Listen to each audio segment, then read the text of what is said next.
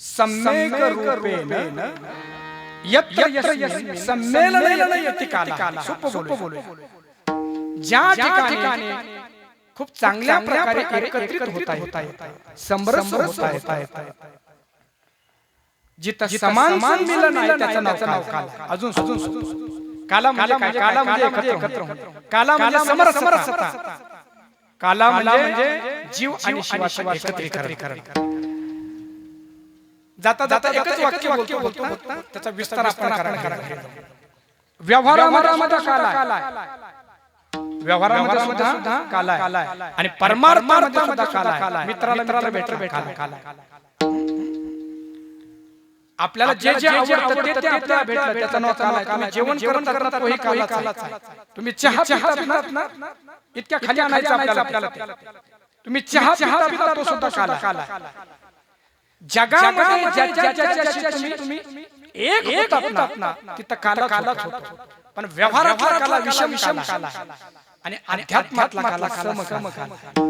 का बरं? सगळे मानसशास्त्राच्या अर्थाने अध्यात्माच्या अर्थ आहे. व्यवहारामध्ये वस्तूशी तुम्ही एकरस झाला की कायम नाही राहू शकत. काही क्षणापर्यंत एक राहू शकतात आणि दुसरा क्षण असा येतो तुम्हाला वेगळं हवं लागतं.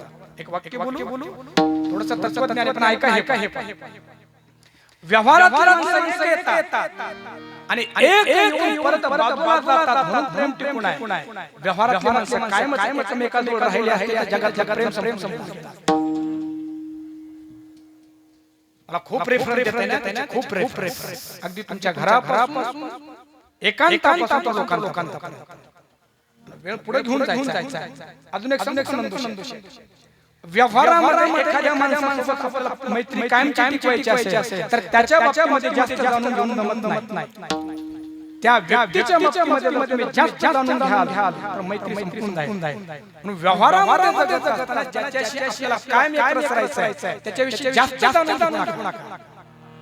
कारण व्यवहारातला काला विषम काला आणि अध्यात्मातला काला सम काला. याचं कारण की जीव आणि परमात्मा सम आहे.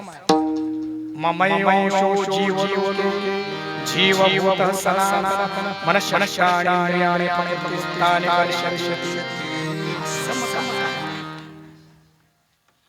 तुका म्हणे का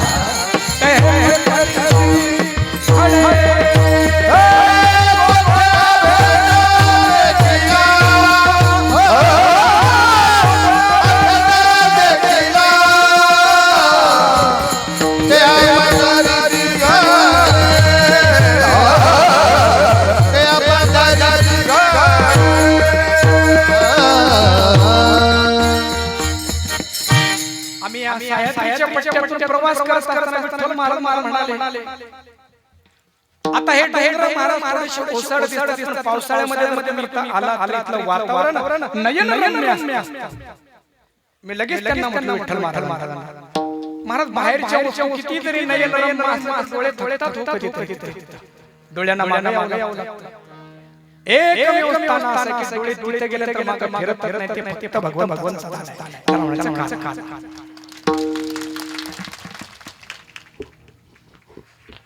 रूपी जडले लोचन पाय स्थिरावले मन. रूपी जडले लोचन किती बोलताय. म्हणून ज्या ठिकाणी समची एकरसता आहे काला. असा काला कोणास केला?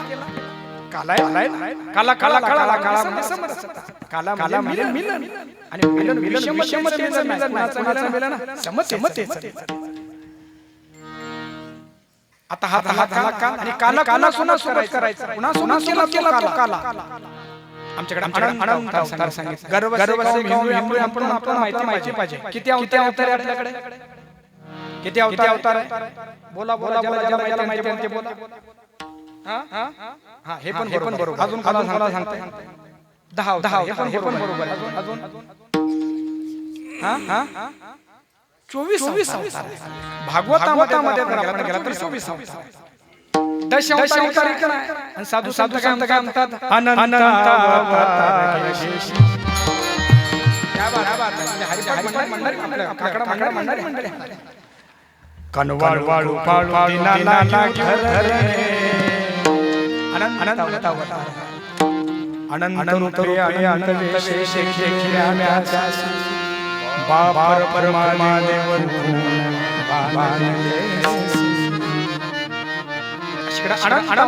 भागवतामध्ये 24 अवतार सांगितले 10 अवतार मुख्य सांगितले कोणापासून मत्स्य कल्की हे सगळे अवतार झाले परंतु प्रत्येक अवतारामध्ये त्याला काला करता आला नाही वेगवेगळे मत्स्य वामन परशुराम हे सगळे अवतार आले ते कार्य झाल्यानंतर ते गेले राम अवतारामध्ये काला करण्याचा राम काला मर्यादा आली खूप मोठे अर्थ आहे याचे एवढ्या कमी शब्दात कसं बोलू मी इतना सा कहने के बाद में कह न सका अशी परिस्थिती होते रामचंद्र मर्यादेमध्ये होते किती सुंदर होते रामचंद्र किती सुंदर होते स्त्रियांनी पुरुषावर मोहित व्हावं याच्यामध्ये नाहीये पुरुषांनी पुरुषावर मोहित व्हावं याच्यामध्ये नव्हतं या करण्यामध्ये प्रयोग आहे रामचंद्र निघाले होते आणि अनेक ऋषी विरक्त शिरोमणी ऋषी त्या रामचंद्राचं सौंदर्य पाहिलं आणि रामाने आम्हाला क्रिया करून घ्या ना आम्हाला तुमच्या पत्न्या घ्या ना स्त्रियांना नाही बोलतोय हे ऋषी बोलताय विरक्त ऋषी बोलताय रामचंद्र आपले बरोबर आहे काय मर्यादा आहे मला मर्यादा आहे कृष्ण अवतारामध्ये कामना काला नाही करता एक भावर म्हणतो चरित्राचा चिंतन वाचन चालू असतं कीर्तन कारण ताली बसले मन उघडायला अन्न म्हणायचं ज्याला उघडायचं त्याने उघडायला पाहिजे फेसबुक आणि व्हॉट्सअप नाही ग्रंथ त्या भावार्थ रामायणामध्ये शेवटचा प्रसंग आहे रावणाने शेवटचा हत्यार वापरलं त्याचं नाव हैरावण आणि त्या महिरावणाच्या बायकोचं नाव आहे चंद्रसेना घोडा रामचंद्राचं सौंदर्य पाहिल्याबरोबर म्हणाली या रूपाला मी काही केलं तर मनातून काढू शकत नाही रामचंद्राचं सौंदर्य पाहिल्याने त्यांचं चिंतन करायला लागले सारखं डोळ्यातून अश्रू मला तो राम भेटावा किती तुला हे भजन नाही डोळ्यातले नव्याने अरे हे गाण्याचे मूळ शिखर सापडत स्वतंत्र कीर्तन करता येईल की आजचं नाट्य संगीत चित्रपट गीत आजची कवाली लावणी या सगळ्यांना बेसंग कसा वेगळा कधीतरी चिंतन करता थोडे विचारवंत सगळे पण त्याची रसी करता विषय खूप छान आहे त्या चंद्रसेना हनुमंतरांकडे मागणी ब्रह्मचार्याकडे माझ्या पतीचं मरण सांगताय आता ती गोष्ट मोठी वेळ पुढे चालला मी माझ्या पतीचं मृत्यू तुला सांगते रामचंद्र प्रभू माझ्या मंचकावर यायला पाहिजे हनुमानजी म्हणजे तो पण रामचंद्र प्रभू अरे जगाचे चालक आहे तुझ्या पलंगावर आणतो अजून बोलू का बेडवर पण हे काय की रामचंद्र बसल्यानंतर तो पलंग आहे ना पलंग उडायला नको तो पलंग वाजायला नको तसं काही जरा रामाला लागले ना हनुमानजी म्हणजे मुंग्याला सांगितलं होतं की जो मंच काय ना टाकून टाक. आता हे सगळे स्वर लावलंय ते मुळात रामायण. आणि मग रामचंद्र त्या मंचावर बसल्यावर मधून भरलेला तो मंच पलंग कडकड करून उठला. हनुमंत म्हणले मी तुला सांगितलं मी रामाला घेऊन येतो परंतु तुझ्याकडून काय चुकायला नको. चंद्रसेना म्हणजे हनुमंता मी काय कळत का मला तुझं कारण सगळं मी शाप देतो तुला.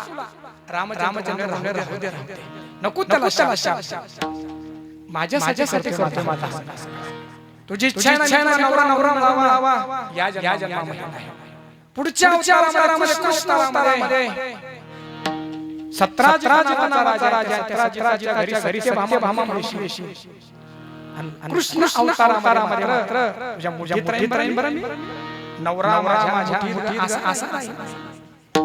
पण राम जन्मामध्ये माझी बाई यश नाहीये. अर्थात राम जन्मामध्ये अवतारामध्ये अनेक प्रसंग आले परंतु सगळ्यांचा काला घेता आला. काला घेण्यासाठी विशेष अवतार भगवंताने केला आणि तो अवतार म्हणजे कृष्ण अवतार.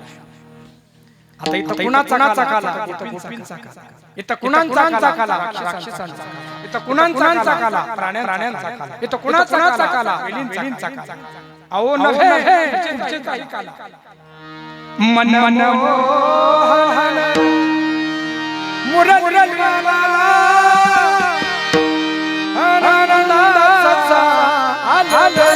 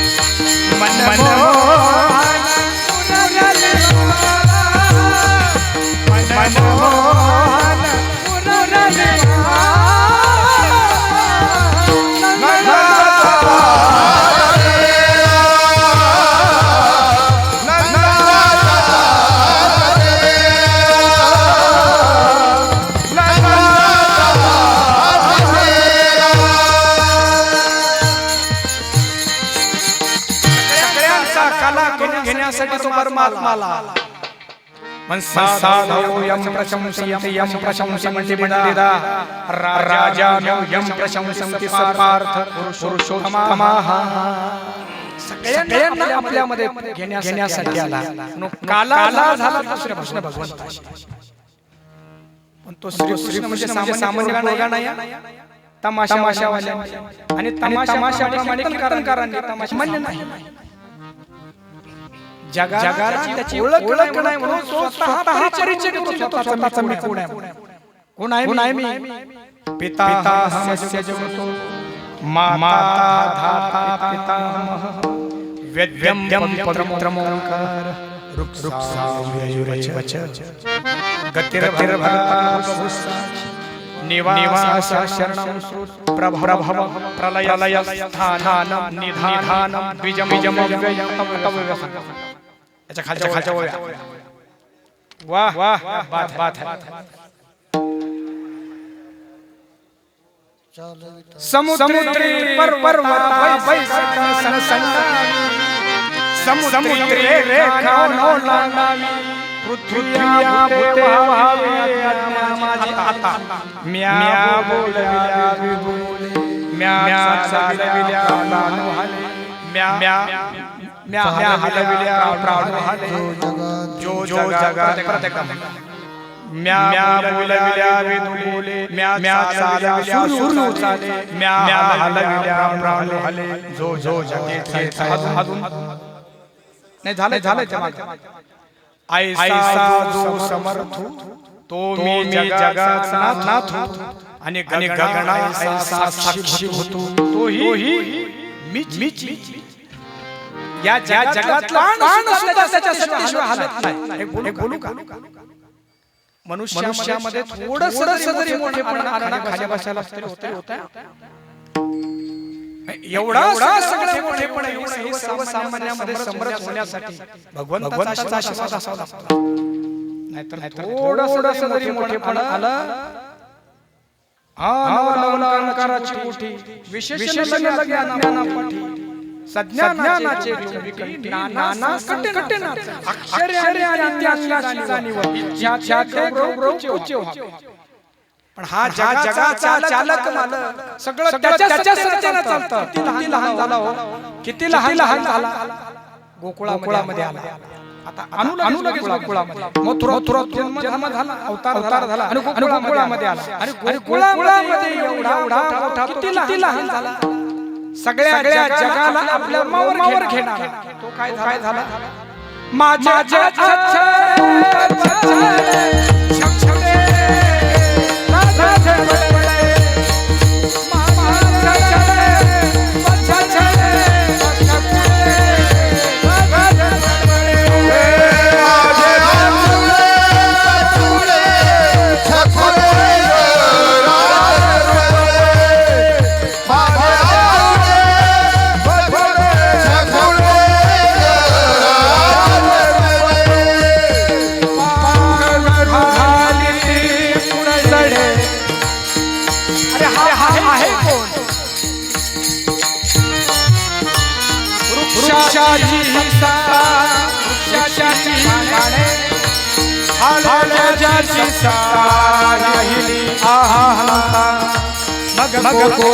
माझ्या मग कोठे एवढा मोठा तो परमात्मा. यशोदा मैया म्हणते माझा बछडा आणि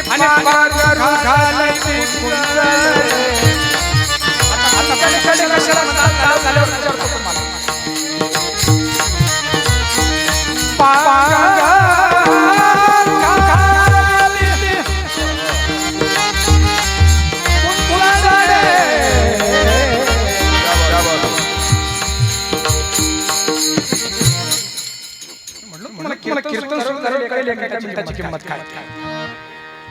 यशोदा म्हणते माझं काय आहे हे कोणी माझं कोणी म्हणतात महाराज काय म्हटलं का पिल्लू म्हटलं.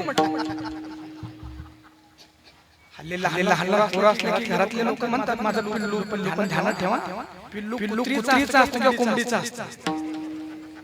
कोणीतरी म्हणते म्हणून आपण म्हणायचं असं नसतं. ते म्हणायचं तर काय म्हणा माझा छड बछड म्हणजे वाघ तरी व्हा गाय तरी व्हा कुत्रीचा आणि कोंबडीचं कशाला आकर्षण पाहिजे. कीर्तनाला आले त्यांनी तरी ध्यानात ठेवा काय पिल्लू म्हणायचं तर लेकरू म्हणा माझा छड हे पण ज्ञानाच्यातून देत आहे. माझे आचुडे बछुडे छकुडे रुपडे त्या बोलण्यात ते उंचड घालतात. अजय उंचड म्हणजे काय सांगितलं मी सांगा. बरोबर आहे. उंचड म्हणजे टोपी. बरोबर भगवंत म्हणजे टोपी काय समाजात काही लोकांना घालता येते लोकांना असं नाही. किंबहुना त्यांना सुद्धा कशी घालवायची ते मी शिकवलंय. त्याच्यासारखा कोण राजकारणी असेल, त्याच्यासारखा नेता कोण असेल. फक्त तो नेता असा आहे सगळं काही करतो दुसऱ्याला घेऊन टाकतो असं नसायला. स्वतः जो काही ठेवितच नाही असा तो नेता आहे. असा जगाचा चालक मालक त्या श्रीकृष्णावरती काय घालताय, त्याला खाऊ काय घालताय. ज्ञानेश्वर महाराज सुद्धा आठवण करून देतात, या सगळ्यांसाठी एवढा जो सुलभ झालाय ना, एवढा सुलभ नाही रे बाबा. कोण आहे तो? योगिया मुनी जनाधानी योगिया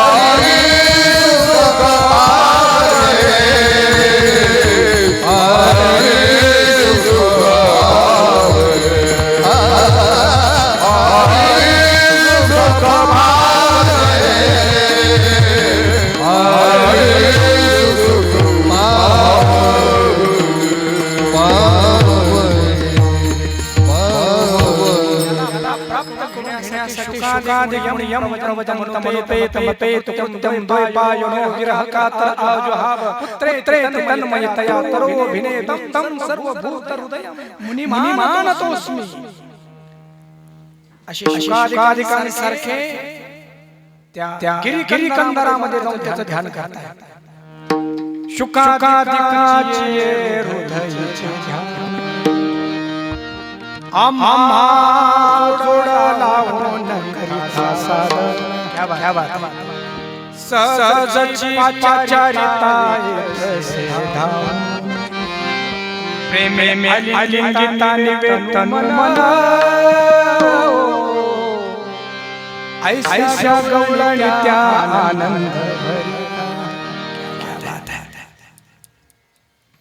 निळोबारा महाराज म्हणतात सुखाधिकांच्या हृदयाचं ध्यान आम्हाला मिळालं काही साधन नाही केलं. सहजची पाचारिता येतसे धाम. यावं आमच्या गावात प्रोग्राम व्यस्ततेचा आहे, विचार करा. सहजचा अभंगाचा अर्थ बरं मॅडम. सहजची पाचारिता येतसे धाम. पाचारिता म्हणजे बोलवल्या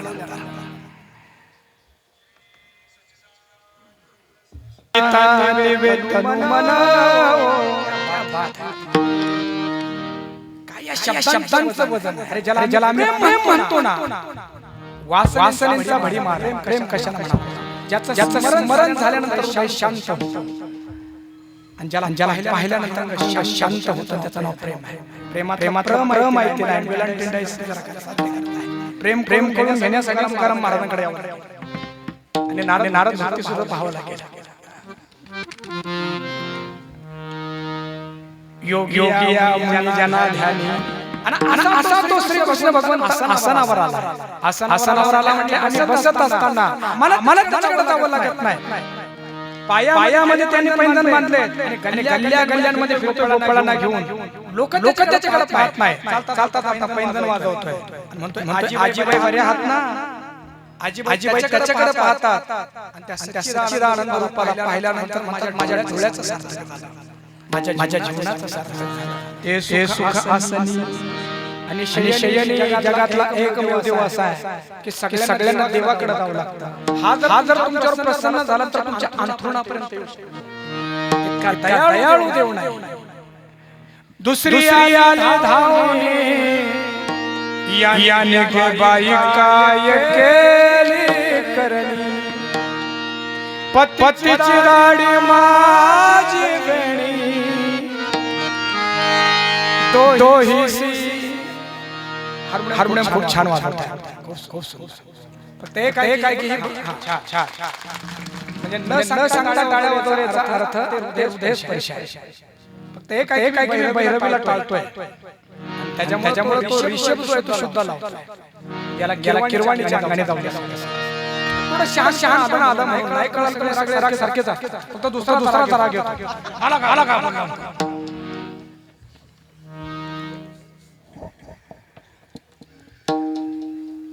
ते सुखासनी शयनी ते सुखासनी शयनी ते सुखासनावर आला शयनावर आला. हरी सुख भावले रे धळण फुकट मिळाला. अनुग्रह झाला. कुणाला मिळालं? गोळीच्या गवळ्यांना गवळ्याला मिळालं म्हणजे काय? तिथं असणाऱ्या सगळ्या गवळ्यांना मिळालं. नंद बाबांना श्रीकृष्ण भगवंत झाला होता 80व्या वर्षी. अनेकदा हृदयामध्ये प्रेम निर्माण झालं की आपोआप ते निर्माण होतं. उदास मनुष्य नाचू शकत नाही. वरातीमध्ये नाचणारे जे सगळे डिप्रेशन मध्ये गेलेले माणसं. का बरं? कारण नाचण्यासाठी त्यांना दारू प्यावी लागते. अशी प्याल्यानंतर तो रस भगवंताचा नामाचा काय नाचा. मेवाडमध्ये 500 वर्षापूर्वी किती मर्यादित होता तो काळ. आजही तुम्ही राजस्थानमध्ये गेले तर स्त्रियांना मोठा घाट गाडावा लागतो. त्या काळामध्ये मीराबाईंचं अवतरण झालं. आणि ती मीराबाई ज्या काळामध्ये पडद्यामध्ये चालणाऱ्या स्त्रिया तिने राम रस पिला, कृष्ण रस पिला होता. आणि मग रामामध्ये नाही कल्याणी नृत्य सुरू झालं. हरी गुण गावत नाचो अंतःकरणामध्ये आनंद निर्माण झाला की आपोआप नृत्य निर्माण होतं. श्रीकृष्ण भगवंताचं प्रागट्य झालं आणि सगळ्यांनी नृत्य केलं, मिळून नृत्य केलं. गुढी या तोरणे करीती कथा गाती गाणे बाळकृष्ण नंदा घरी सगळे नृत्य करतात. आपल्या गाडी बैलांमध्ये त्यांनी दही दूध ताक लोणी भरून आणलंय. आजच्या काळामध्ये वाढदिवस होतात ना, आणि त्या वाढदिवसामध्ये काय कापतात?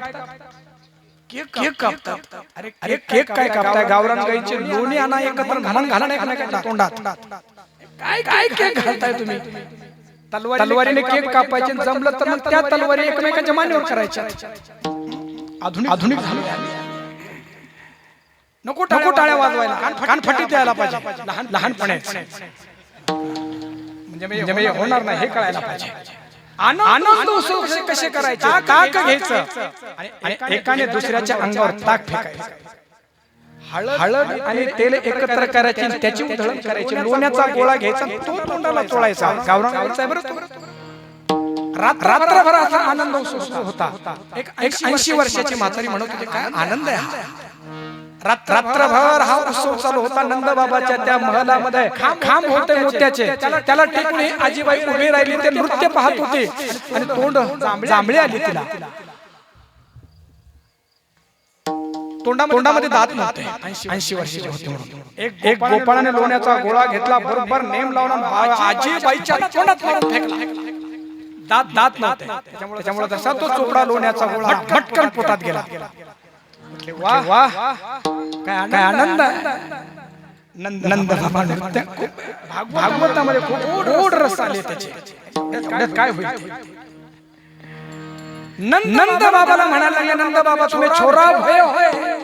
नंद के आनंद भयो जय जय कन्हैया लाल की नंद के आनंद भयो जय कन्हैया लाल की हे नंद के आनंद भयो जय जय कन्हैया लाल की ओ जय कन्हैया लाल की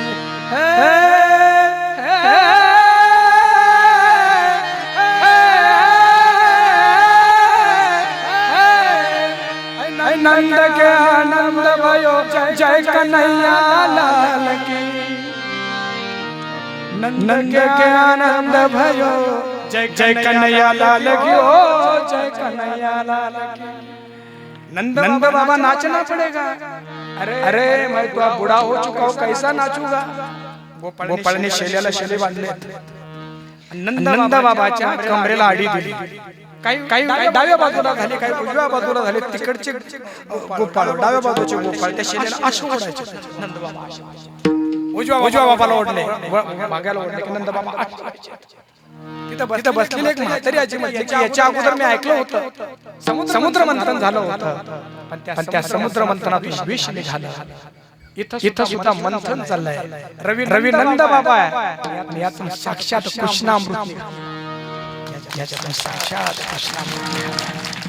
गोकुळीच्या गवळिया गोपी आणि सगळ्या जास्त आनंद झाला तो गोपींना, काय गोड्या। नंद बाबाच्या घरामध्ये मुलगा नाही म्हणून या गोपिका सजत नव्हत्या, पण नंदाच्या घरामध्ये मुलगा झाला म्हणून त्यांनी डोळ्याला काजळ लावलं, ओठांना लाल्या लावल्या, सुंदर कपडे धारण केले, हे जगाला दाखवण्यासाठी नव्हतं, हे देवाला दाखवण्यासाठी होतं। गोपी कोणाला म्हणावं? गोपी असं म्हणते की मला जगाला प्रसन्न नाही करायचं, माझ्या सगळ्या क्रिया भगवंतासाठी आहे। शृंगार सुद्धा करायचा कोणासाठी? भगवंतासाठी। एकच भाव सांगतो, गोड आहे। आपल्या केसांमध्ये त्याने गजरे लावले, फुलं लावले आणि चालले नंदालयाकडे झपझप पावलं टाकत। त्यांच्या वेणीमध्ये असलेले फुलं त्यांच्या पायावर गळून पडले आणि ते फुलं बोलायला लागले, अगं गोपींनो, ज्या परमात्म्याला तुम्ही बालक म्हणून या गोकुळामध्ये आणलंय, तुमच्या डोक्यावर बसण्याचे लायक आम्ही नाहीये, तुमच्या पायाची सेवा आम्ही करावी म्हणून डोक्यावरचे फुलं पायावर गळून पडायला लागले। काय हे भविष्य। आणि निघाल्या गोपिका गवळण सांगत ते गवळणीला, आता नाचू शकतो, पुत्र झाला यशोदेला, गवळण सांगत ते गवळणीला, पुत्र झाला यशोदेला, गवळण सांगत ते गवळणीला, पुत्र झाला यशोदेला, गवळण सांगत ते गवळणीला, पुत्र झाला यशोदेला। एक हवी एकी पुढे हवी वाटी सुनो गवळे, एक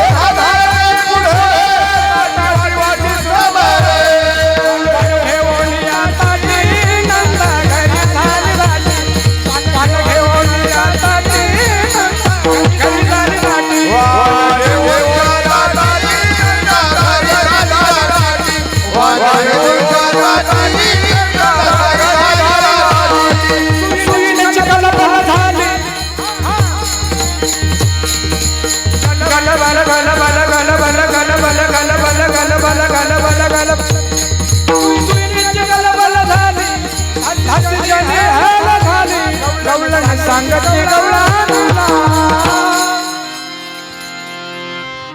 पुत्र झाला यशोदेला, गवळण सांगत झाला यशोदेला, पुत्र झाला यशोदेला, गवळण सांगत पुत्र झाला यशोदेला। गोकुळीच्या गवळिया गोपी आणि आता कोणाला दिला? गोधना गायींना आनंद दिला, भारतीय देशी गायींना आनंद दिला। श्री कृष्ण भगवंत म्हणतात, गायी पायामध्ये बूट चप्पल घालत नाही, मी माझ्या या अवतारामध्ये कधीही पायामध्ये चप्पल घालत नाही। अनमाने श्री कृष्ण भगवंत गायी चारण्यासाठी निघतात, गायींना आनंद दिला। कसा आनंद दिला? घड्या मला अवकाश देत नाही, पुढे जाऊया। आणि सगळ्यांना आनंद दिला। कुणा आनंद दिला? काळजी करू नका, पुढे घड्यांनी पाहावं लागणार, थांबतो, काळजी करू नका। वृंदावनी सकाळ सगळे याच्यामध्ये वृंदावनी गर्भा पकडायचा वेणू कवनाचा मायवाजे वृंदावनी वेणू कवनाचा मायवाजे रंगावली वेणू कवनाचा मायवाजे रंगावली वेणू कवनाचा मायवाजे पुन्हा कुणाला आनंद दिला काही विचारण्यासाठी कृष्ण वृंदावनातून यमुनेच्या तटावर आला हातावर बासरी धरली काही नाचण्यासाठी भरपूर चारा आहे आणि भगवंताने वेणूच्या माध्यमातून जेव्हा अधरामृत वाटायला सुरुवात केली आहे काय आनंद आहे वेणुड्या ते गोवर्धन गाजे चपसुने मयूर निराजे मज पाहता भासते यादवराजे वृंदावनी वेणू कवनाचा रंगावली वेणू कवनाचा रंगावली वेणू कवनाचा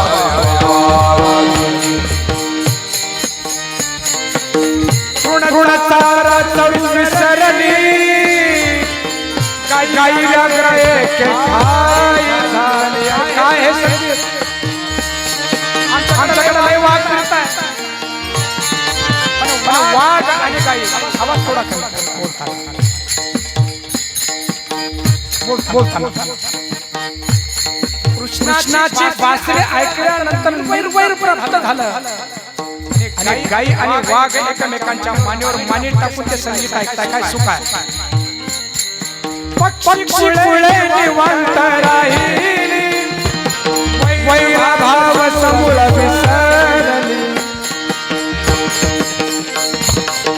यमुना जळ स्थिर स्थिर वाहे भगवंताच्या आनंदाने सगळेच चेतन झाले यमुना सुद्धा ते गीत ऐकते रवी मंडळ चालत स्तब्ध होय शेष कुर्म वरा चकितरा बाळस्तन देव विसरली माये वेणुला दे वेणुला दे वेणुला दे वेणुला दे वेणुला दे वेणुला दे वेणुला दे वेणुला दे गोवर्धन उच्च पसरुनी मयूर विराज वेणुला दे गोवर्धन गाज उच्च पसरुनी मयूर विराज मज पाहता भासते यादवरा वृंदावनी वेणू कवनाचा मायवाजे रंगावली वेणू कवनाचा रंगावली वेणू कवनाचा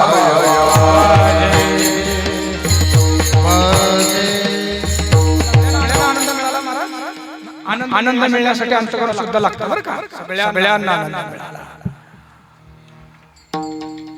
गोकुळीच्या गवळीया गोपी भूधना सकळ आनंद दिला शेवटी महाराज म्हणतात बाप रखुमा देवी वरे विठ्ठले ते सुख सवंगडिया दिधले सगळ्यात मोठा आनंद दिला तो सवंगड्यांना दिला कशाच्या माध्यमातून दिला काल्याच्या माध्यमातून दिला त्या काल्याचा प्रसंग फक्त एक 10 मिनिटांमध्ये आपल्याला पाहायचा आहे 10 मिनिटात लई कमी करू आपण काळजी काय वारकरी संप्रदायाच्या नियम 7 ते 9 कीर्तनाची वेळ होती आणि सुटण्याच्याच वेळेमध्ये जी आली त्यांची थोडीशी निराशा झाली असेल पण उद्या काही दिवस भगवंतासाठी थोडं बसलं तर काय फरक पडतो तर आता बरोबर 10 मिनिटांमध्ये आपण थांबणार आहोत वारकरी संप्रदायाच्या नियमाने सगळे वर हात करूया त्याला इंग्लिश मध्ये सिलेंडर म्हणलं सिलेंडर नाही बरं का युद्ध संपलंय आता सिलेंडर भेटणार सगळ्यांना समर्पित होऊया आणि आमच्याही जीवनाचा काला व्हावा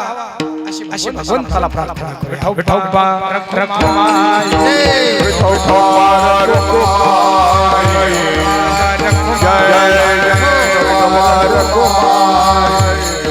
वा वा वा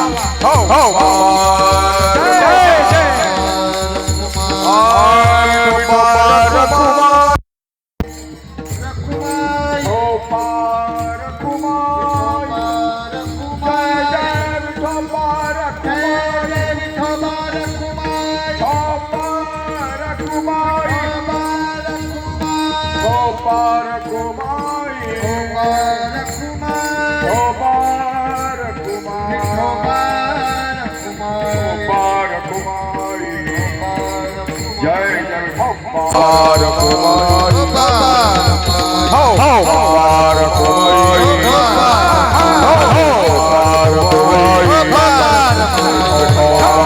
कुमारी कुमार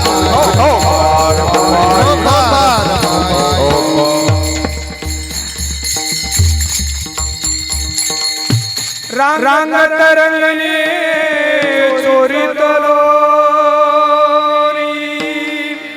एका चरणामध्ये सगळे भगवंत रांगायला लागला कसा रांगायला लागला तळवे तळहात टेकिला डाव्या गुडघ्याने रांगत आमचे मुलं रांगतात परंतु त्या रांगण्याचं कौतुक याच्यासाठी की तो जगाला चालवणं शकतो तो चालतोय म्हणून त्याचं कौतुक आहे रांग तरंगणी हळूहळू मोठा झाला चोरी तलोनी लोण्यासारखं ज्यांचं अंतकरण मऊ झालंय स्नेहयुक्त झालंय गेंड्याच्या कातड्याप्रमाणे नाही सेन्सिटिव्ह झालंय अशा मन रूपी लोणी चोरण्यासाठी चोरी तलोनी धावून धरती गवळणीने जावं त्या सच्चिदानंदाला आपल्या हृदयाशी लावं किती बांधिती चरणी देते गाराणी यशोदे साजणी अनेक गोपी खोड्या करण्यासाठी सांगण्यासाठी यायच्या खोड्या सांगायच्या नसायच्या त्याला पाहायचं असायचं आखी मरोड करोड बाते कह देती आहे तोंडाने शिवाय द्यायच्या आणि डोळ्यांनी त्याला सांगायचं दही भक्षोनी तमालने नवल केले साजनी कृष्ण आळवा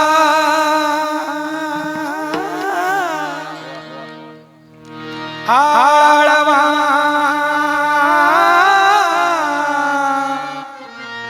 परतोने माते दावा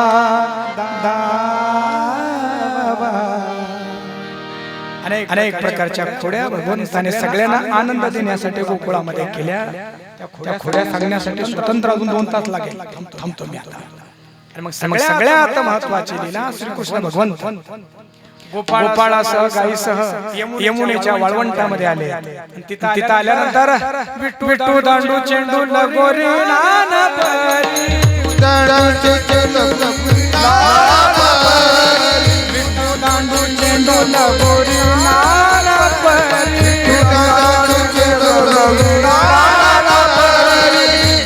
दांडू चेंडू लगोरी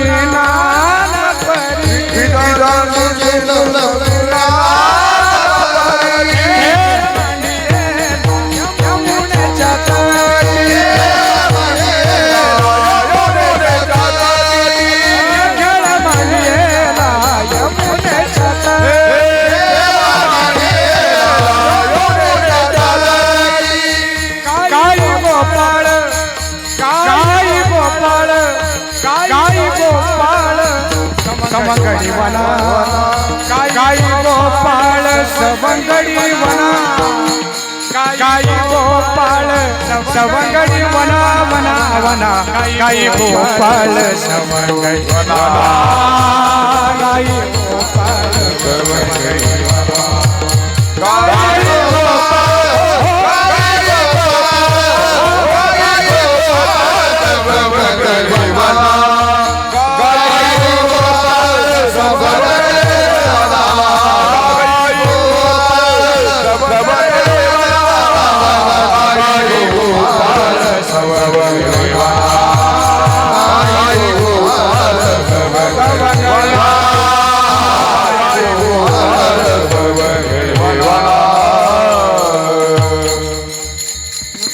वेगवेगळ्या प्रकारचे खेळ त्या यमुनेच्या वाळवंटामध्ये खेळले दुपारचे 12 वाजलेत इकडे बोलूया संध्याकाळचे 9:30 वाजले सगळे गोपाळ म्हणाले खांदी भार. काय शब्द आहे हो हे? अभिमानाचे भार आहे. आम्हाला कळतं, पुढच्याला काय कळतं? खांदी भार. अजून कशाचा भार? नाही गेला करविला पकार, नाही दयाली पीडिता पर, करू नये तो केला व्यापार. आणि पुढे वाहिला भार कुटुंबाचा, आयुष्य भर फक्त पोटाचे खळबे भरण्यासाठी सगळं काही भार आहे. खांदी भार आणि पोटी भूक. झालं पोटी भूक. कशाची भूक आहे? कैवल्याच्या सांदण्याला भुकेला चंद्र बाहू पांडुरंगा. कैवल्याना मोक्ष. तुका म्हणे मुक्ती परिणिली नोवरी, आता दिवस चारी खेळी मिळे. असा मोक्ष प्राप्त करून घेण्यासाठी तर जीवाचा जन्म, जीवाची साधना आहे. पण आता पोटामध्ये भूक आहे. खांदी भार पोटी भूक, काय खेळायाचे सुख. श्रीकृष्ण भगवंताने सगळ्यांना एकत्र केलं. छोट्या गोपाळांना कमलाकार आपल्या जवळ बसवलं. त्याच्यापेक्षा मोठे गोपाळ पाठीमाग, त्याच्यापेक्षा मोठे गोपाळ अजून पाठीमाग, आणि त्याच्यापेक्षा खूप मोठे गोपाळ गावाच्या बाजू. तिकडचं सांगतो. कारण काला खायचा तर व्हावं लागतं. मग भगवंताने सगळ्यांची शिदोरी एकत्र केली, आपली शिदोरी त्याच्यामध्ये सन्मिलित केली. मला प्रश्न असा, परीक्षक म्हणून नाही, जीवाची शिदोरी कळाली. जीवाचं कर्म म्हणजे जीवाची शिदोरी आहे, बरोबर आहे. त्या कर्माच्या शिदोरीवर तो जन्माला आला. पण देवाची शिदोरी काय? कारण देव जन्माला आला तो कर्माने नाही, भगवंत आलाय, तो स्वेच्छेने आलाय. मग त्याची शिदोरी काय? अजून एक लावूया. जीवाची शिदोरी म्हणजे त्याचे कर्म आहे, आणि ईश्वराची शिदोरी म्हणजे त्याची कृपा आहे. म्हणून जीवाचं कर्म आणि भगवंताची कृपा यांचा काला झाला की यथेच्छा असा जीवनाचा आनंद मिळतो. बिभ्रदमेनु जठरमणयो शृंगवेत्रे चक्षे, वामे पाणो मृषणकवलम्.